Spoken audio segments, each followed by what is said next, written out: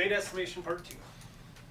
Okay, so this is from the end of part 1 drawn a little bit better here so we can see what's going on. So you have your real system, which has some sort of state, and then the sensors are measuring some aspect of that state to give measurements.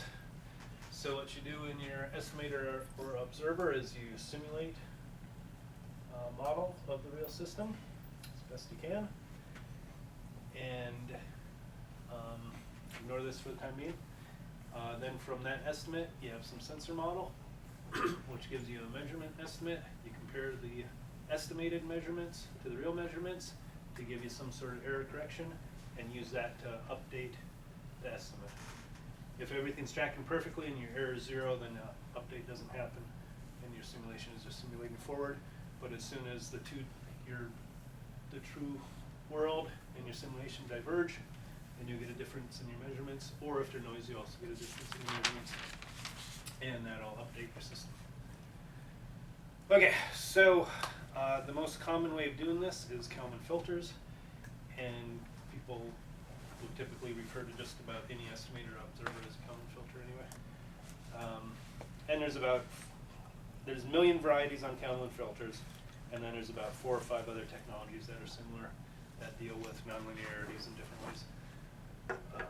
But for this, for today, for right now, we'll talk about the very simplest Kalman filters. So stick with linear, and then we'll look at continuous time and discrete time.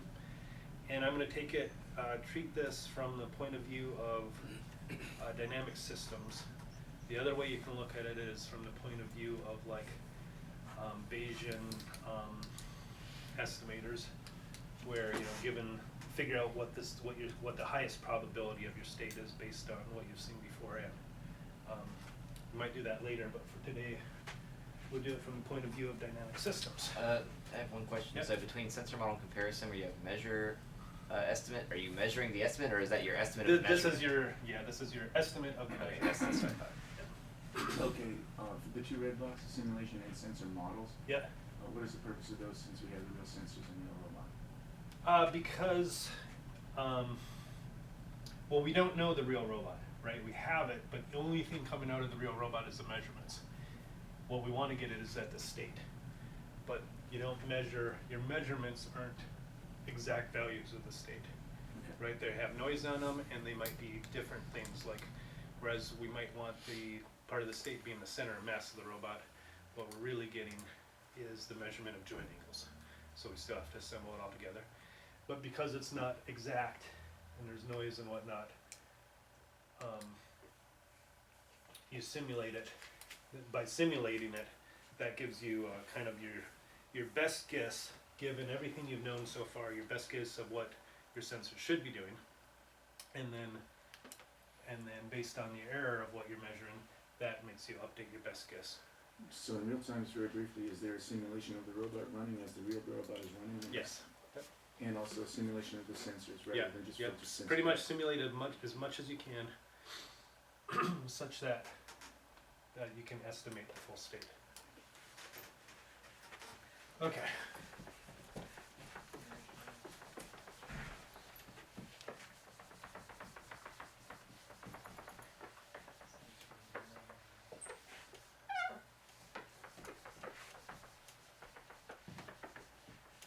All right, and there's all kinds of material online that goes over a lot of this. And what I'm going to be talking about today, the simple versions, it's all out there. Once you start getting to nonlinear things, though, and especially the way we do it with using quaternions for orientation and whatnot, it gets really complicated. So in a couple of days, we'll talk about that and hopefully make it more clear than what you can find in the literature. Okay, so let's start with the continuous time Kalman filter.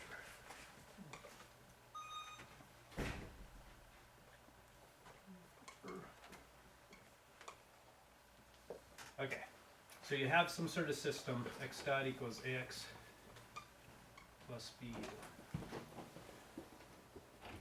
where x is... Once again, the dot is not time derivative in this case, right? No, it is. Oh, it is? Yep. Okay.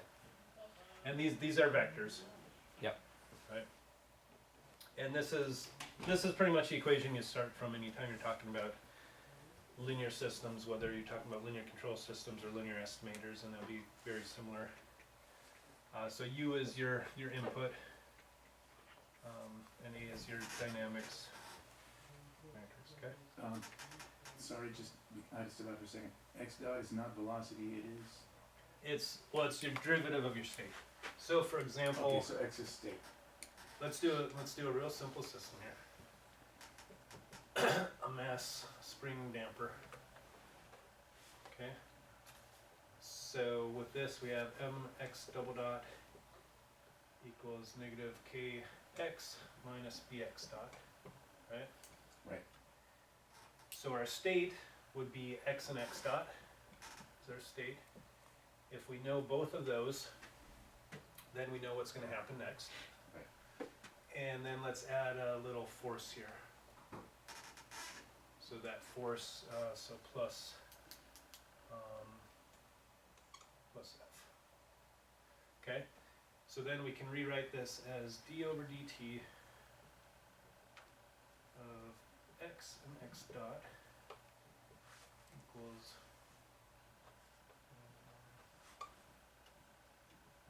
x dot plus times f.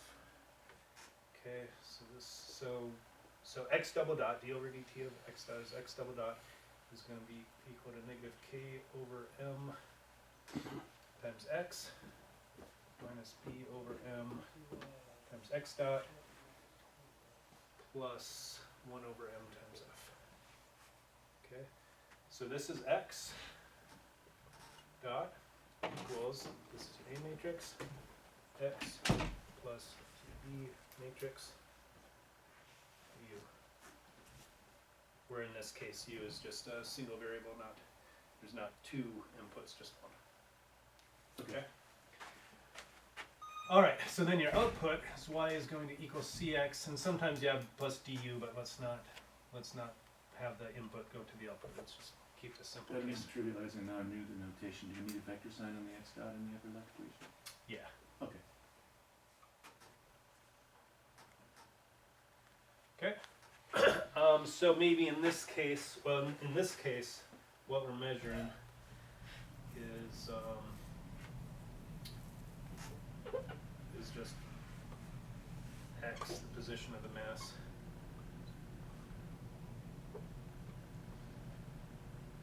So suppose we have a position sensor but not a velocity sensor. Then our measurements would just be x, not x dot. Okay, but they could be 1, 1, and so we have Well, if you had both of them, both a position and velocity measurement, then you'd have y1 and y2. a. Right? Okay, okay. But we'll just do this case as our example. Okay. Alrighty. So any linear dynamic system can be written in this form, for the most part. Okay. And oftentimes when you have a nonlinear system, you'll first linearize it and then write it in this form. And so we know what y is. We're measuring y, or we have an estimate of y, because there's going to be a few other things going on here. There's going to be some process noise, so W, so there might be an additional force on here that we don't know about. And there's going to be some sensor noise.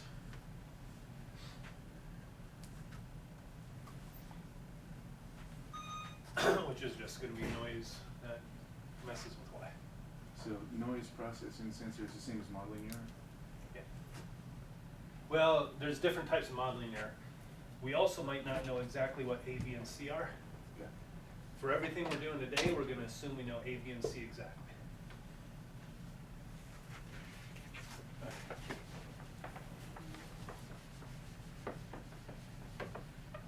Okay.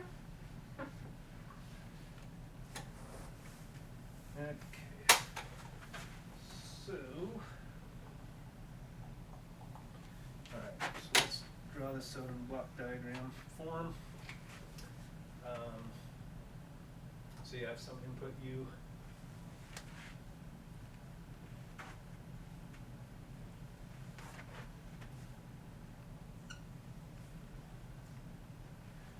so the way you often write this is, let's see here. So you have x dot here.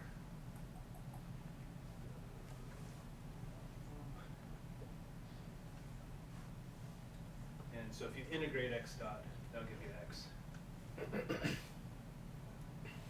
pass that through c to give you y. And then x dot is going to equal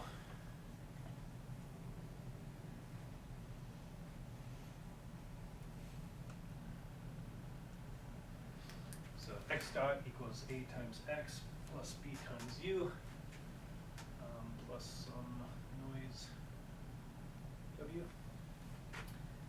and y equals cx plus noise v. Okay. So this is your dynamic system diagram, and so the estimator is pretty much just going to mirror this. Say that That's state vector x, not position x, right? yes, Okay. these are all vectors. Yeah. I mean, I'm assuming yes. So. Yeah. Okay.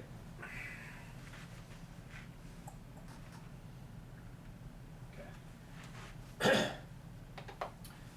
So you're going to take in u as before, and now you'll simulate these dynamics. So this will look very similar. So the output of this integrator is x hat. Sorry, let me keep this green so it separates the. Okay, so that's your state estimate, x hat. And so the simulation will look a lot like true system.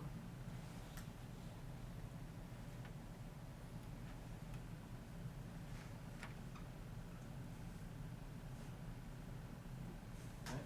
And so if there was no process noise and no sensor noise and everything was exact, and you started these with x hat equals x and let them simulate, they would stay synced together, right?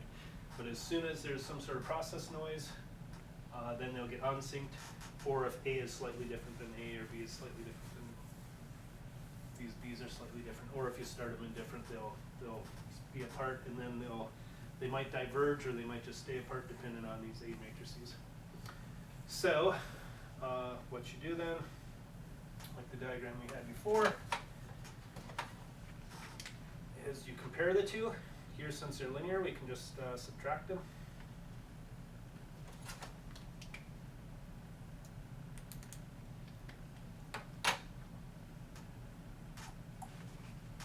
Let's see which one we do positive. So top one. Okay, and then we take that error and multiply it by some gain matrix. It goes back to U. Right there. That's where we inject it. Okay. So that just tunes the simulation to mesh. Yep. Observe differences. Or in the Yep. So it's let's see. This is x hat dot. Is it only comparing y vector versus Yeah, y hat? it's only comparing the two y's because that's all you can compare. You don't know what x is. That's what you're trying to figure out what x is. X is but the it's, state. X is the true state, but x is hidden from you because you have to sense it with sensors that are noisy. And that might not be sensing everything. So we So take with our mass spring differences in- damper, we said we were only measuring the position, not the velocity. And the position was noisy because you're feeding this noise into it. So we take disparity between simulated and actual sensors and feed that through a gain matrix into the estimate of the Into simulated here, state. yep, so that x hat dot, so now if we write this out, it's going to be that x hat dot equals ax hat plus bu. So pretty much simulating exactly. It'd be nice to say plus w, but We're we not don't know what simulating, w we don't know is. what it Somebody is. comes up and pushes you, you don't know that's going to happen. That's right. So we can't do that. Okay. So instead, we Plus say K. plus K times y minus y hat. So y would have a vector on it just for notation, but it's understood. Yep. Okay. And then y hat equals c x hat. And it would be nice to, Where you does know, y hat equal put the CX noise hat? in, but if we knew the noise, then our sensors would be perfect. Right, okay, got it. This is y hat right here. Got it, It's got just it. I see cx it now. hat.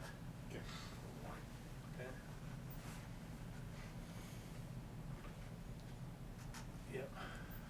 Yep. So y is measured, and then you know you can substitute cx hat in there. Right, okay.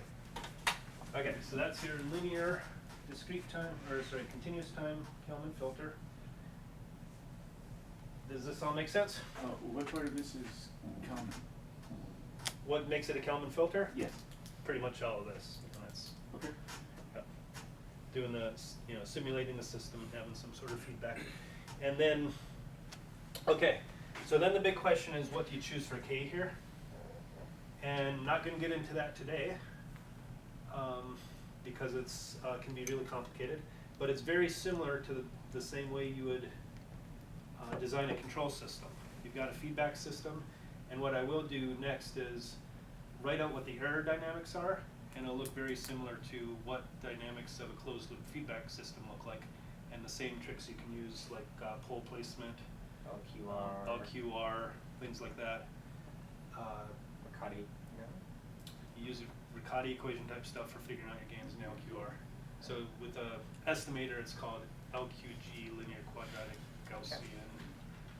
But it's the exact same thing. Yeah, the LQR. Where's my control? Okay. What? Linear quadratic. And we pull output from where in this? Oh, and then you have this. This is your output x hat. Okay.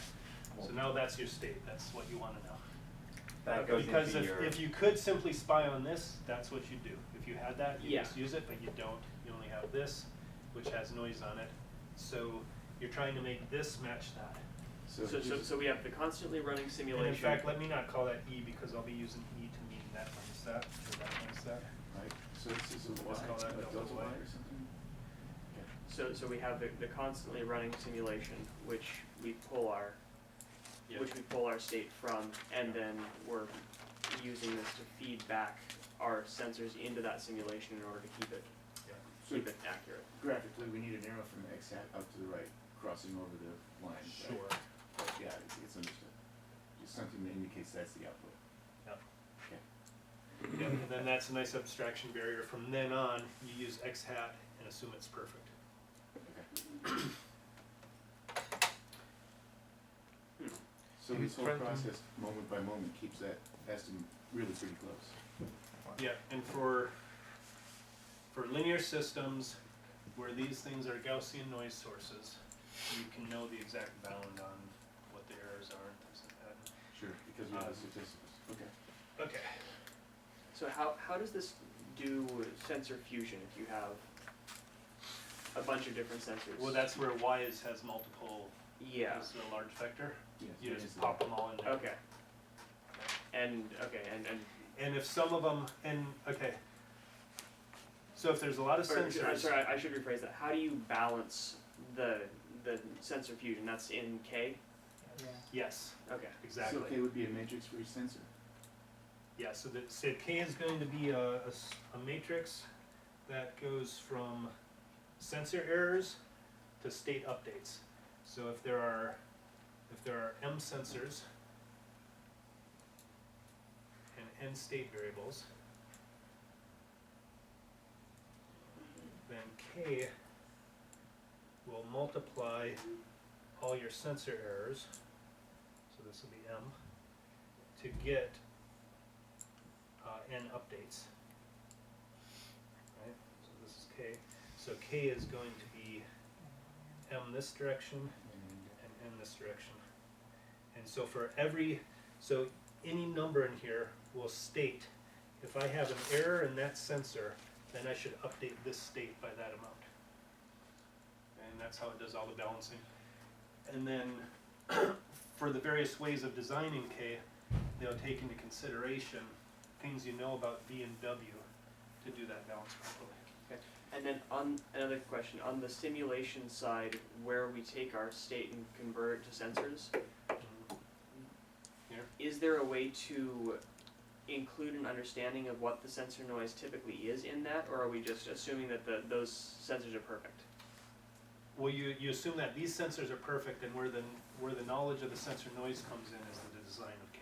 Okay, so that's all included in K as well. Yep, and you'll see that a little bit in the next derivation, where what I'll do is, so let's call the error is x minus x hat. You want that to go to 0. What we'll do next is go through, combine all these to get the error dynamics, and you'll see how K kind of changes whether or not you trust a sensor versus whether or not you trust your,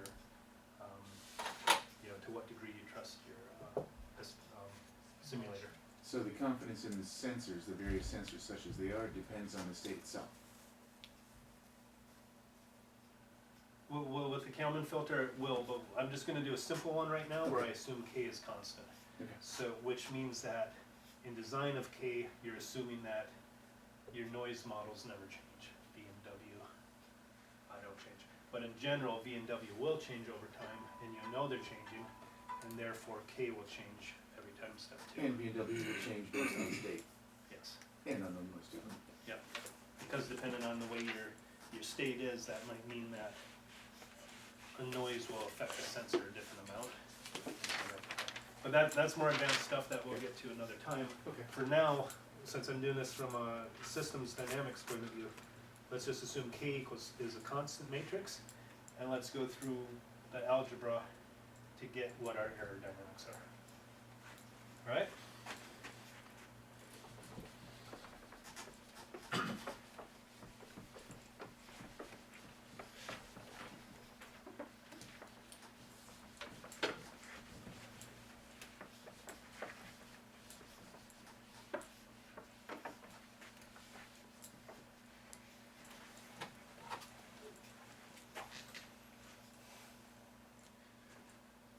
Okay, so we have E equals x minus x hat. And I'm not going to put the vectors on, but everything's going to be a vector. So, E dot equals x dot minus x hat dot. Right?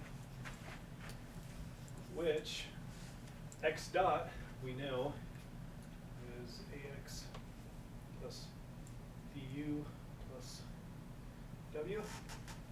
Vectors off, I guess.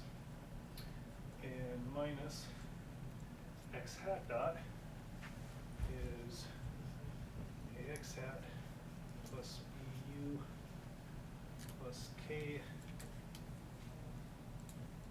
and let's There's Y minus C. plug in y minus y hat, so cx plus e minus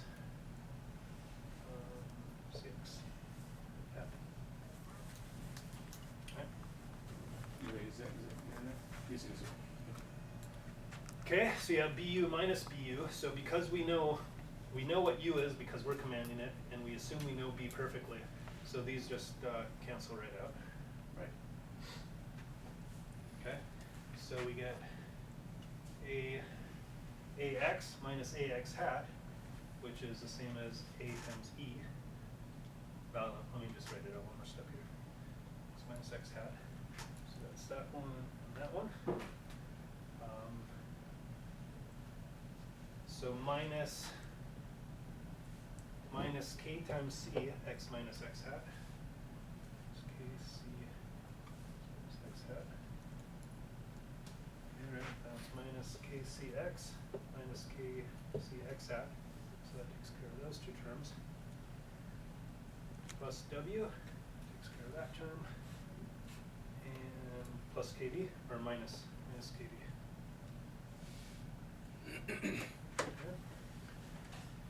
So, get E dot equals A minus KC times E.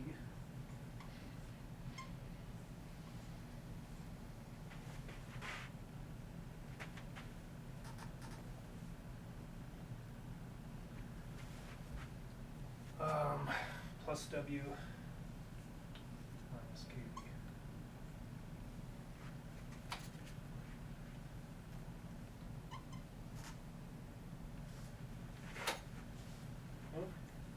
since E is just X minus X hat. Yep. So what you did was took your dynamics x dot equals ax plus bu and essentially change the A matrix to be A minus KC. And this is what you see anytime you do a control system or feedback or whatever. You're just choosing a different A essentially to pick what your dynamics So are. A minus KC becomes a new A. Yep. What was C again? That was the matrix that goes from state to sensor. So it's your Okay, it's okay. your sensor model. Okay. Okay. So we've got a correction times the sensor model and the previous state. That becomes our new A, Yep. new A prime matrix or something, but they make it a different notation. Yeah. So if you want to write these out as using Laplace transforms and stuff, Okay. you may have seen this. So you can say like the transfer function E of s over, let's say, W of s is going to be, you do the dot so you get s times I. So you get si minus A plus kc inverse times W of s. So for example, this is your transfer function from process noise, so something pushing on the mass spring damper that we're talking about, Okay. to error in your state. Okay? And then with this guy would be, And yeah, one question in the notation there. I know I can review the Laplace. S is the variable, but I recognize A and KC. Where's the I? What does the I represent? so when you take a Laplace transform of a derivative, Okay. that just goes to So I is a complex number? s times What is si Identity matrix. s. It's just ones on the diagonal. Okay, okay. Okay, and then this one would be negative k s I minus A. So I is identity. Yep. Okay. Okay, so that's your two transfer functions. And you want them to both equal, ideally both would equal 0, right? That would mean that if somebody pushes on the mass, well, it doesn't affect our error. Or if there's some sensor noise, it doesn't affect our error. Because we're modeling correctly, everything is going on. Yep. Okay.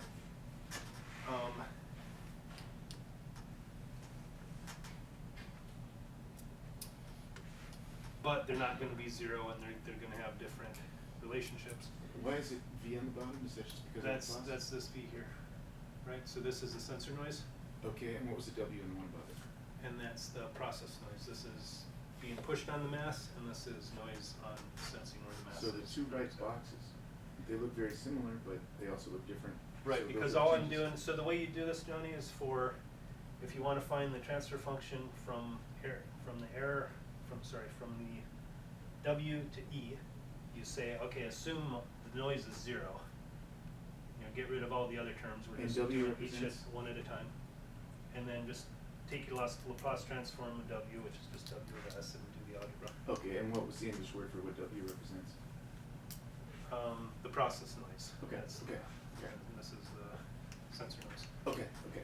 Okay, so anyway, you have your transfer functions, and you can do Bode diagrams, and you get to play with K in order to make these transfer functions what you want.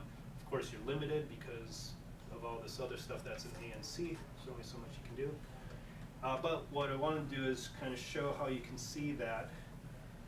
Suppose we really trust the sensors. So we think V is, so if we trust the sensors, that means that we think that V is very small. Right?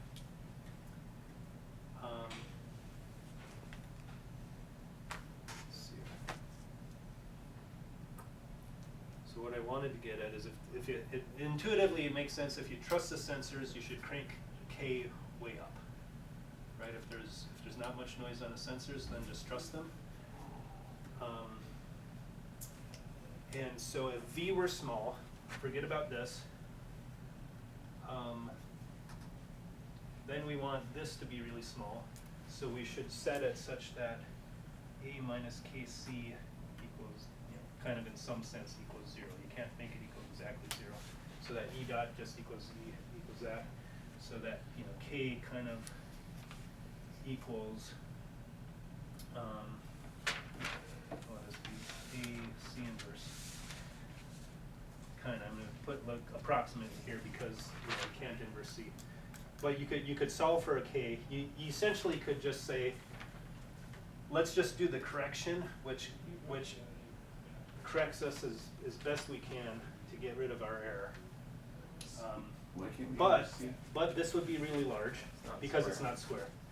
Yeah. But if you did something where you know did some pseudo inverse or something like that, as you increase K and K higher and higher, it gets this to equal more and more close to 0, right? But that increases K, so that means that if there was noise in the system, you would have a huge error, right? So if you don't trust the sensors, if the sensors are no good, sensors are really bad, then you want K really low. But if you trust the sensors and V is really small, then you want K really high. In some weird sense, if you went through all the math. And that's kind of similar on a case-by-case basis. If you look at each element in K, if you trust the sensor, it's getting multiplied by, you want it to be high. Whereas if you don't trust it, So the you want K it to in be the low. top box on the right is different from the K in the box on the bottom? No, they're It's the the same. same They're metrics. all same. So, You have to choose between them as a ratio of what you trust more, your model or your sensors. Yeah, if you trust your sensors, in some sense you want K large, meaning you want A minus KC to approximately equal 0. If you don't trust your sensors, you want K to be small. But we'll see this even better with the discrete time one. just before we leave, what are the English words for what W and V represent? V is sensor noise? This is the third time I've said it. I know. You can watch the video again as many times as you want. Sensor noise, process noise. Okay. In the mass spring damper, this is something pushing on the mass, and this will be just noise on Yeah. the thing that's measuring masses. You can also drive your aerodynamics unstable if K is Yes. improperly Right. selected. Right. Yeah, so it all depends on, you know, poles and 0 locations Yeah. and all the same stuff you would see in control systems. It's all the same. Are we going to get into methodology for tuning K, or? Not today, but later. Okay? All right. So that's continuous time. So, okay. So now, before we go to discrete time, let's do a simple example. And let's do the example we had before. I have room for it here. Where suppose we just have a mass. Don't even worry about the spring damper. Just a mass. We're applying a force to it. Something else is also applying a force to it. It's just 1 degree of freedom. And we're measuring X, but there's noise to it, right? So we know that mx double dot equals F plus W.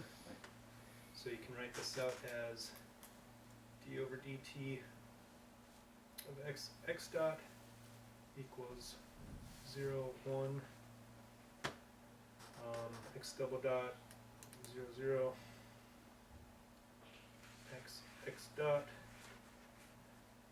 plus, and let's just make m1 plus 0, 1 f plus 0, 1 w. So this is A, this is B, and I guess we're supposed to have a vector in front of that.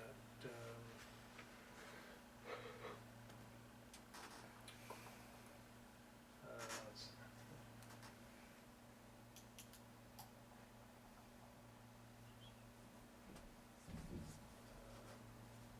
I guess it's just a vector, and the top one's always 0, I guess.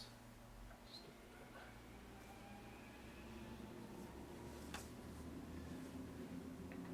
at that. Okay, and then the output, we're only measuring x, so we have that y equals 1, 0,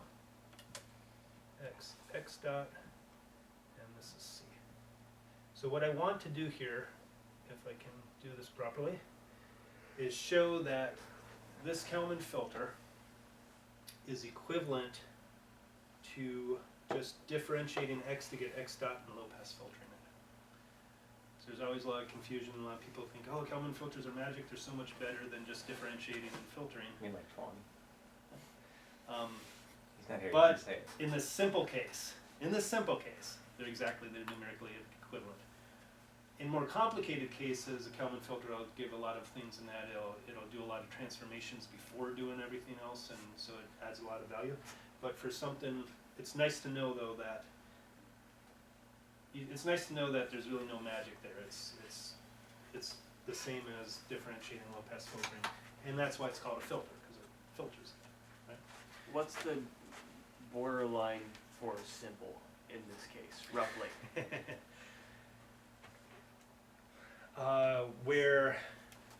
Well, in this case, it's where what you want to, what your measurements are just plucking out the state vectors. So, right, we're measuring X but not X dot. So we're just plucking that one out, and the other one is just a derivative of the first one. That's what makes it simple. Okay, but If you had any case like that, no matter, if you had 10 degrees of freedom, but they're all of them are directly measured. of them are either directly measured or the derivative of another one, or linear combinations and derivatives of the other ones, then you can show that they're equivalent. But if you have Beyond that, I'm not sure. 3 different sensors which all tell you the same thing, or you have a couple of things that are like Yeah. balanced between multiple sensors in weird ways, then it starts getting. My guess is that there is a mathematically equivalent transformation, differentiation filter that gives you the exact same result, but it doesn't make much sense once you get more complicated systems. Okay. Whereas here, it's exactly what we do when we're lazy. It's fairly straightforward, therefore it's easy enough to get it right in the first place. Yep. So let me keep So we that. said differentiate and filter, differentiation sensitive to noise. Wouldn't we filter first and then differentiate? Order doesn't matter when systems are linear. So what kind of systems would make the order matter? Nonlinear systems. I'm sure we'll get that. Okay. Saturations of the derivatives sometimes. Right. Yeah. Yeah. You want. Clipping. Okay. Okay, so let's do this. Let's see here. So if we simply take an X, differentiate it to get X dot. So we take an X measured to get X dot estimate. And then just low pass filter.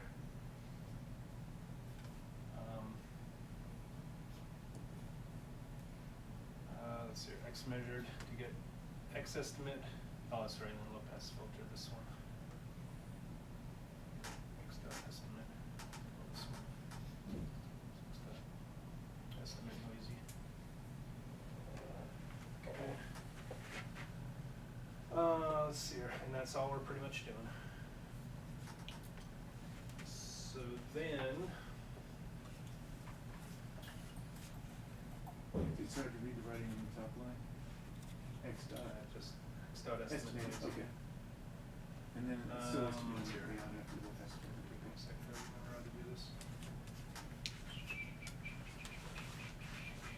Alright, well, let's just try writing it out. Okay.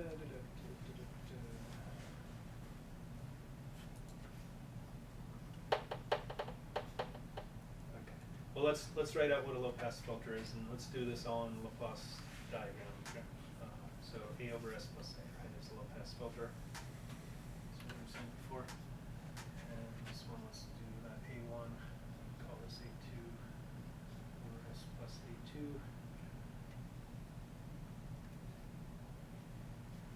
And you probably want a low pass filter twice, which is the same as, say, let's do a second order low pass filter. So S squared plus B1S plus A1. And the reason for that is? All right, sidebar, we'll do that right now. So if you look at the Laplace transform, or the Bode diagram of a differentiator, where this is magnitude and this is frequency, it goes up with 20 decibels per decade. Right, so that the air is increasing the differentiation Yep. if there's noise. So by low pass filtering, what you do is essentially at A, Levels it off to the right. it levels off to the right, but you're still pushing high frequency noise in. So by doing 2 filters, you cause it to come back down, and so that at high frequency the noise is attenuated. Okay. Okay, and then it actually, the Bodie diagram then will actually look more like that. So it's most sensitive where you're most interested. Okay. Yep. Okay, so that's why you want a second order filter there. Maybe you want one here too, but let's just stick with this and see what we end up getting. Okay. So,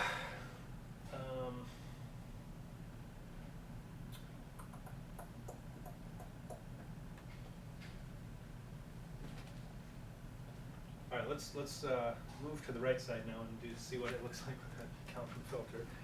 Okay, so here we're going to have, so we got x dot equals 0, 1, 0, 0, x dot plus 0, 1, f. Now, we know that, since we know f, we know that the BU thing goes away, so we can just, we know that we can just get rid of that, so let's not even worry about that term.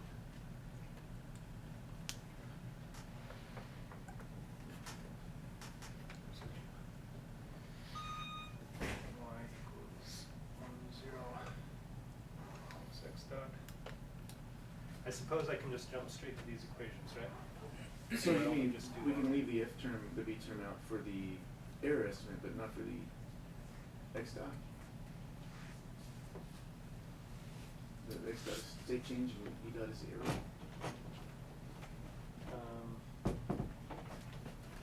Yeah, I'm not sure what you're saying. Okay. Okay, so let's try this. Okay. Let's just compute what this transfer function is in both cases. Okay. So here it's going to be SS00 minus 0100 plus, so C is 10. So this has to then be, is that right? K1, K2. Si minus A plus KC inverse. Right? Okay, so that is just S minus 0 plus K1, so S plus K1, 0 minus 1 plus nothing, so make it 1. 0 minus 0 plus K2, and S minus 0 plus 0, so that's inverse.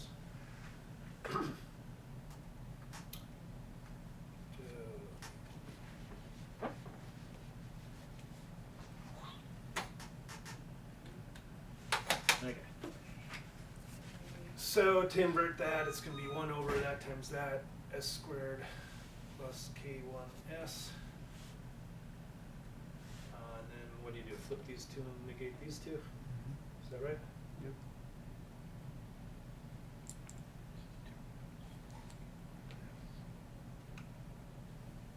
Okay. So we flip these two and negate these two when we're doing what? Taking an inverse of a 2x2 matrix. Okay. And also, before it's the s squared plus k1s minus k2, right? The 1 over. Plus K2. Oh yes, good. So that times that minus that, so plus k2 here? Yep. Okay, good. Good. Because what we want to show is yep, so your characteristic, this is your characteristic equation. Notice how it's second order. So it's looking a lot like this thing.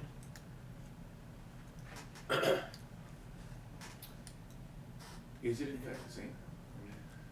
Well, what I'm We don't trying to need show it. is that you can make these exactly the same by choosing K1 and K2 and A1, B1 and A2 in such a way Understood. you I can see. make them equivalent. And I'm gonna stop it there because I'm going nowhere, but you guys could do the next steps to get to the rest. So I did the Kalman filter side, but screwed up that side. But, so what each of these four are then is for each of the four things, but we know that W was, the top W was 0, right? So the W. So we're really interested in the bottom two rows. So EX over WS equals this one, is negative K2 over S squared plus K1 S plus K2. And E dot XS equals S plus K1 over S squared plus K1 S plus K2. Right. So this is essentially low-pass filtering. I guess, so this is a second order low-pass filter on X that's coming in. Right, so I guess I did kind of show it. And this is differentiating plus low-pass filter. Although I would have guessed that there wouldn't be a plus K1 here, but instead, I guess this essentially is a low-pass filter plus differentiator plus low-pass filter. What was the difference between top and bottom W? What's that? One's One was just 0 because we were pushing on the mass, so it was causing acceleration. Right. There wasn't any disturbance on the velocity as a disturbance on the acceleration. So just a second W. Okay. Okay. Anyway, you can kind of see that though, where you get a second order low pass filter. Which is what we said from the beginning, in simple linear cases, it's just the Yes. same thing. Okay, so let's go to the discrete time linear Kalman filter. So by the way, in the code for VRC and our estimator, we don't do continuous time, we do discrete time. Sometimes this is more easier to understand, especially if you're familiar with x dot equals ax plus bu. So sometimes you kind of do it in this form to understand what's going on, and then do the other form. And you can also discretize this. So we could have taken a path of doing everything continuous time and discretize it. But Isn't it inherently discrete time if you're using a stepwise simulation? yes, but if you go fast enough, you can assume it's continuous time. Okay. Because, right, the things you have to do, I guess I erased it.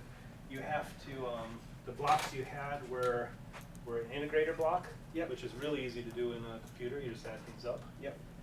And then But that is summation discrete. blocks, which are easy. Well, you just do it discrete. So what you say is that the integral of x is approximately, x plus the previous value plus. Sorry. You pretty much just each time is pretty much the sum of delta t times the x's, right? So if delta t is small enough, you'll be adding these, even though you're getting discrete things. So the area under this is going to be approximately the area under the whole thing. Yeah. Right. And So then there's- you're essentially simulating it anyway, right? Yeah, so Just, So you could use a linear interpolation. when you're to on a just computer, smooth the it. difference between continuous and discrete is there isn't really one. There is no Well, continuous. assuming Yeah. continuity for large DT just explodes your error. Yeah.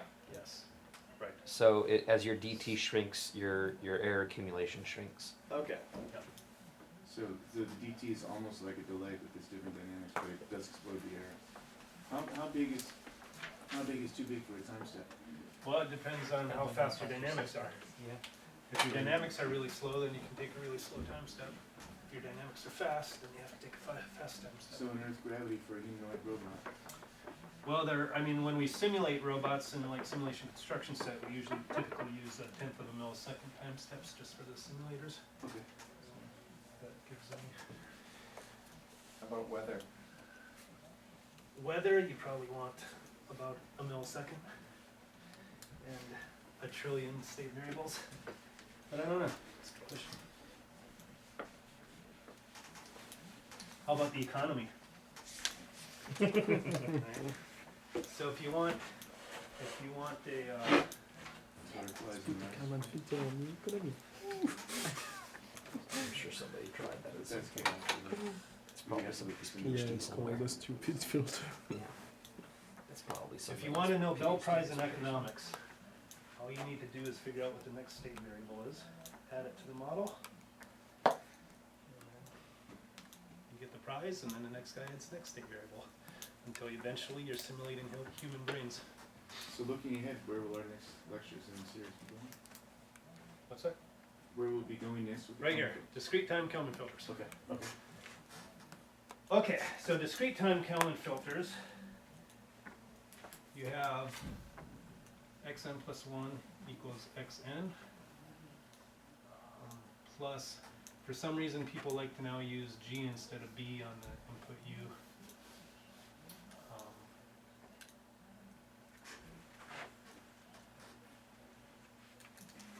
Plus some process noise, and then your output y equals some matrix, and here they like to use h, x plus 1 plus b. Okay. So, There's no dynamics term here because we're stepping through. well, these are dynamics, it's just discrete dynamics. Right, like You're it's stepping because through. you're stepping through. It's all accumulated from the Yeah. previous state. Yep. Yeah. Okay.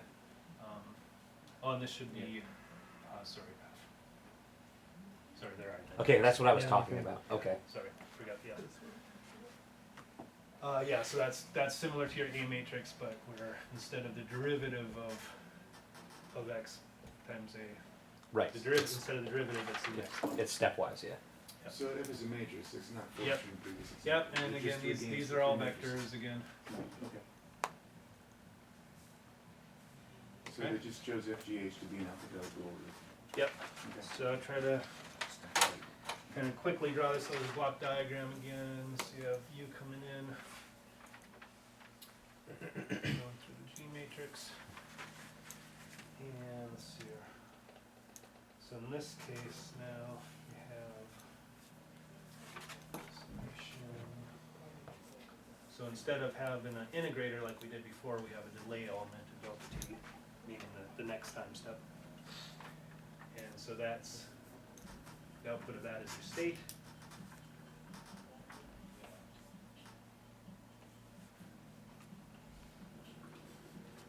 Okay, and then you go through H and add some noise to get Y. In fact, you call this Z, because for some reason I like to use Y to represent the measurement error.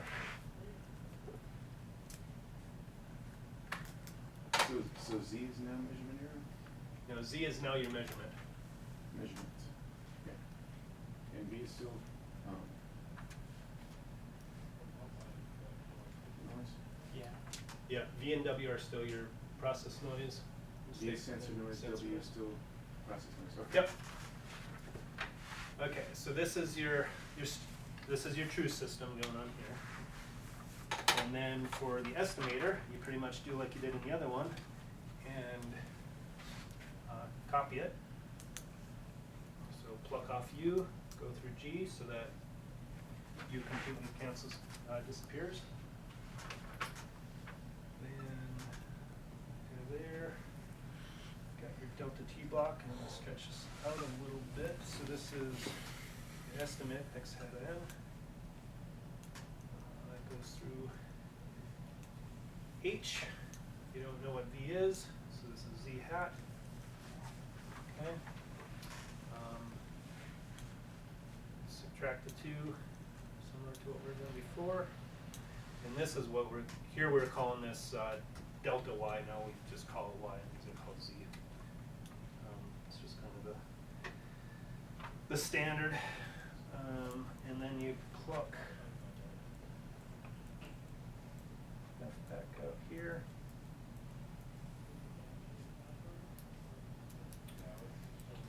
Okay. So why is the difference between our actual sensors and our simulated sensors?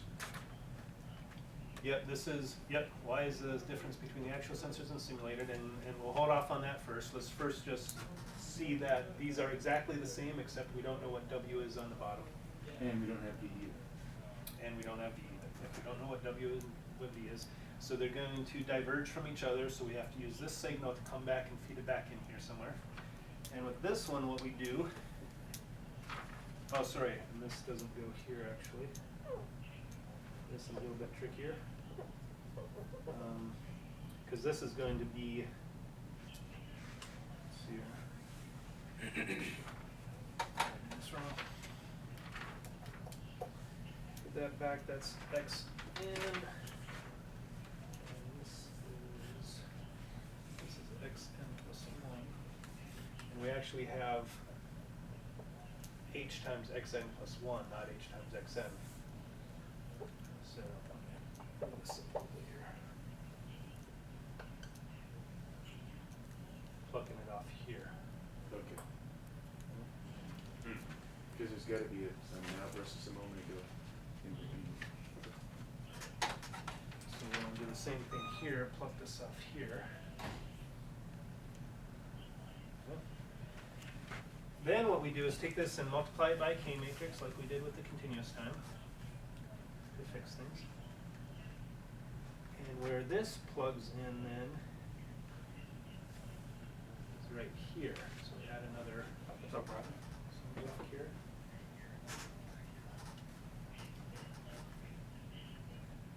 Okay. And then we call this Xn hat plus, and I'll show you what I mean by the plus and minus in a sec here. And we call this X hat n plus 1 plus, and this one X hat n plus 1 minus. Okay, so you see how if you take X hat n plus 1 plus and delay it for delta t, then it's X hat n. So this is the, what the state was before, and this is what the new state is going to be. Program resistance, Okay.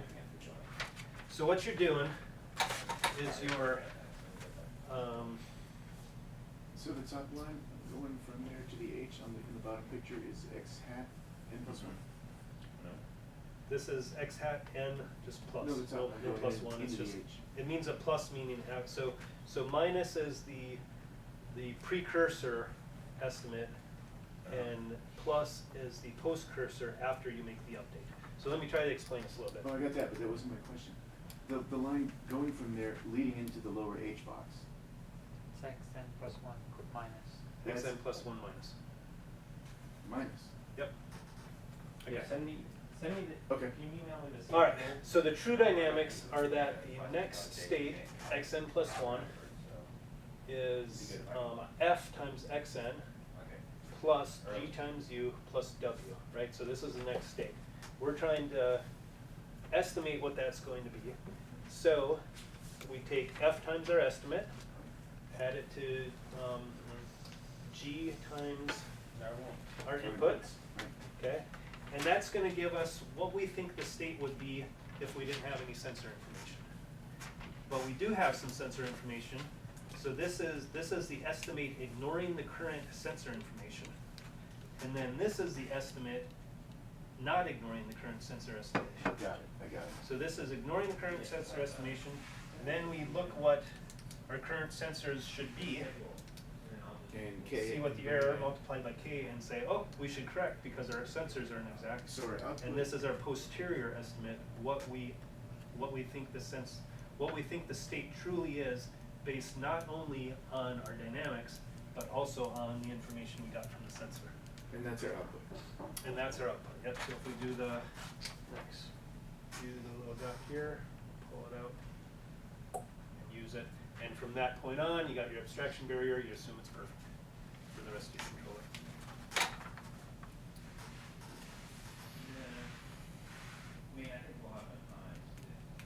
Very clear. Thank you. Okay. So let me write we write down what's going on here then. We have, let's see.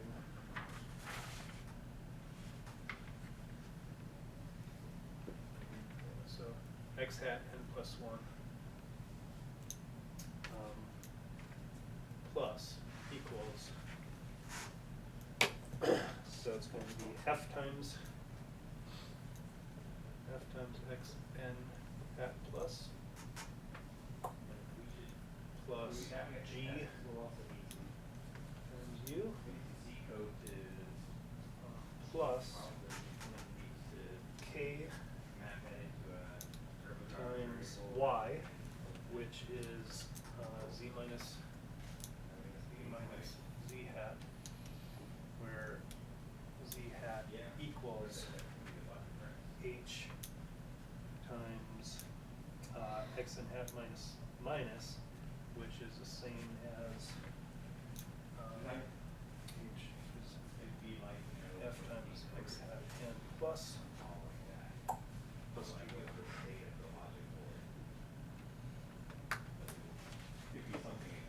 So that's your estimator. And notice now in all these equations, the minus just disappeared.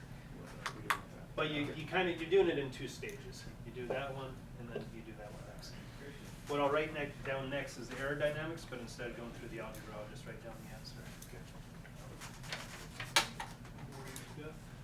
One more question. All of this assumes that you have a fairly synchronous time step and sensors. How does this, like, what do you do if you have asynchronous sensors? Yeah. You just choose a time step that's faster than all of your sensors and throw that in? Well, or? One thing you can do is every time you get a sensory information, go through and do your updates, but only use the sensors that you actually have. Mhm. So have like different size matrices for every type of sensor. Say when I get this sensor, I do these predictions and these updates, and when I have these sensors, I do these predictions and these updates. Okay, But you have to make sure though that this part is synchronized. Like if you say, okay, so suppose you get, let's say this is time, and you get a sensor there, a sensor here, and then a bunch of sensors here, and then a sensor here. One way of doing it is to say, okay, I'm going to do a prediction step for this delta t, and then do an update step using this sensor, then do a prediction step for this delta t, and update this sensor, then do a prediction step with the smaller delta t, and update this sensor, then do this long prediction step, and then update this sensor. And you can run it with just one sensor? You don't have to have the full suite of sensors in? You can, but what's going to be weird is you have to kind of take into consideration how often you see a sensor in order to determine your K matrix, because suppose you just see the same sensory information super fast, and you don't, but you assume you're not seeing it super fast, then you're just going to super trust that sensor, because you're going to keep doing updates to move towards that sensor. So if it truly is a new bit of information that you can trust, the same as you trusted the one right before it, then sure, then take them as fast as you can. But if it's just the same information over and over again, then you got to say, well, False precision. it's false precision. Then you just take Okay. one, just So, take it once. so the best strategy is to have a running estimate of each sensor that includes present value and rate of Exactly, change. and where this gets complicated, that we'll deal with another day, is in determining what K is. You propagate for the discrete time Kalman filter. You propagate through what your estimated error covariances are on all of your state values, and based on what you think the estimated error in your state is and your estimated trust of a sensor, then you determine, do all this a bunch of computation to figure out what K should be for that one tick, and use that update to best update it, so if you were getting a whole bunch of real noisy sensors really fast, your K matrix would be essentially small during those. But then if you got one update that was, hey, this is dead on, you really got to trust this, for that one tick, K would be really large. Okay. And then it's also a ratio of, if you think your state's way off and you have a noisy sensor, well, trust it, because you think your state's way off. But if you think your state's precise and you get a noisy sensor reading, just throw it away. And that would show up in the K. So yeah, the propagation. lots and lots of fluctuations in K based on your current state. Yep. But for right now, I wanted to treat this from a dynamic systems point of view and just show you that by doing all this, you just get a new system that's a lot like a control system. And I'm just gonna So do we treat these confidences as inputs to a virtual K dynamic system? It pretty much is, because the K will update as if it's a dynamic system. And so there's dynamics in that you wanna make sure, are not unstable. Okay. Dynamics all the way down. Who's the Bamboo babysitter? Anybody? That would explain it. Sounds like you? What's wrong?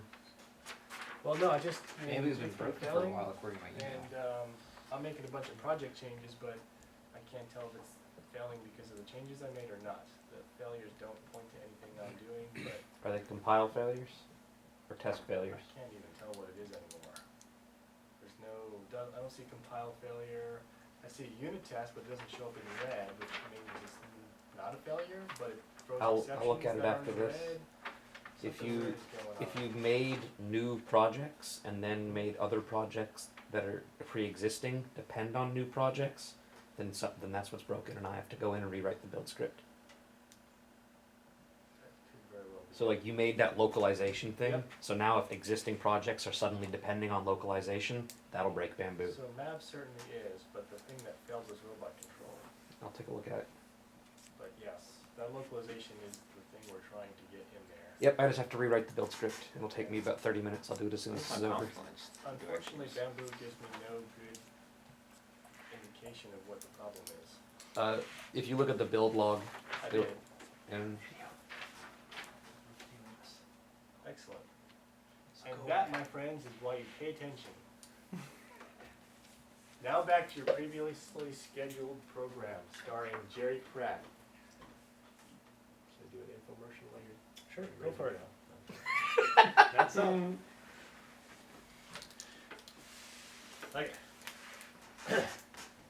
this All right, is why so- you edit things before putting them on YouTube. Yes. Okay, Billy can take that out in post. so if you go through all the algebra and define the error as xn minus xn hat, so error minus and error plus, and then look at the dynamics of error plus and make sure you only get pluses in here. This is what the algebra will give you. It's pretty straightforward, just plug it all in there. I'll do that right now. But you see that whereas before the error dynamics were F, now, or the true dynamics had F and G matrices, here they now have I minus KH times F.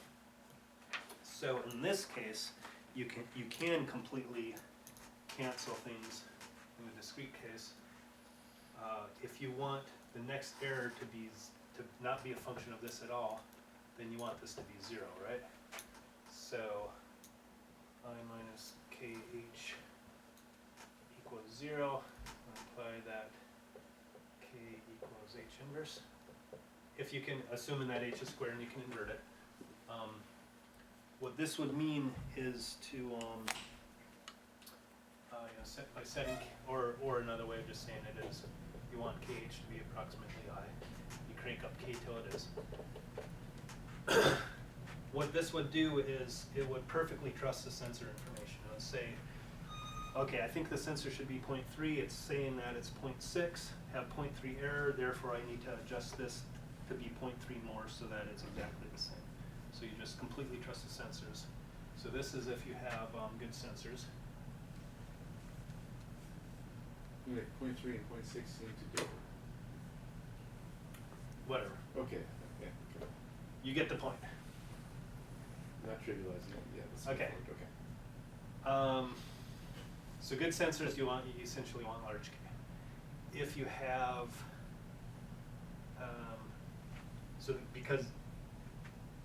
and it's important that you have good sensors because otherwise you're increasing K, so now you're gonna have a lot of noise from your sensors. But if the sensors are good, then this is 0, then this goes away, and you have I minus KH here and here. So by making KH approximately I, your error dynamics are next step no matter what, you have 0 error. Right?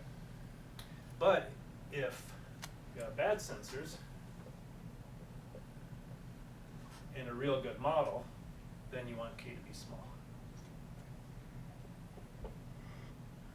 And again, in designing K using Kalman Filter and propagating knowledge of whether or not your sensors are bad, or your state vector is bad, or things like where you have large error, it will automatically update K. But from the point of view of dynamic systems, it's just like a feedback control system. You choose K to make your new dynamics be what you want them to be. So you can do pole placement or all that stuff, LQR placement, all kinds of stuff. Or you can turn knobs. Sometimes that works really well. Full zeros tweak, and what was it, the LQR, and now LGR, right, for this? LQG it's called when you, and we'll talk more about that another time. Right now I'm just doing the basics.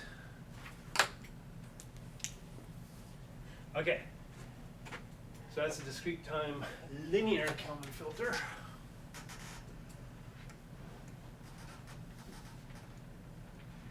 And so the math behind all this and the theory of it all is essentially done. It's, you know, it's a solved problem. If you, with the constraints that things are linear, you know F and G exactly and H exactly, and you know that V and W are both Gaussian noise, and you know the variance on them. And the variance can change every step, but you need to know what the variance is every step. Then there are ways to implement this to get the optimal estimator in the sense that it will give you the smallest squared error. And that's what the whole LQG thing is. In our case, F, G, and H aren't going to be known very well, but we estimate them. We have almost zero knowledge of W, that's like being pushed, right? And it's certainly not Gaussian. You know, it happens now and then, or robot trips or whatever. We'll model all the sensors as Gaussian noise sources, but like we just said a couple slides ago, I guess, it's all nonlinear. And the system itself is nonlinear, so what we'll do is linearize the system such that all these matrices, F, G, and H's are Jacobian matrices. They're linearizations of the system. And that's where the things get difficult and why it took Tuan and I so long to implement the state estimator, is just these guys are really nasty. And beyond that, the states we use are really complicated in that we use quaternions for orientation rather than, you know, instead of just, you know, X, Y, and Z are much simpler. And that'll cause a lot of difficulty. And that's what we'll talk about next time.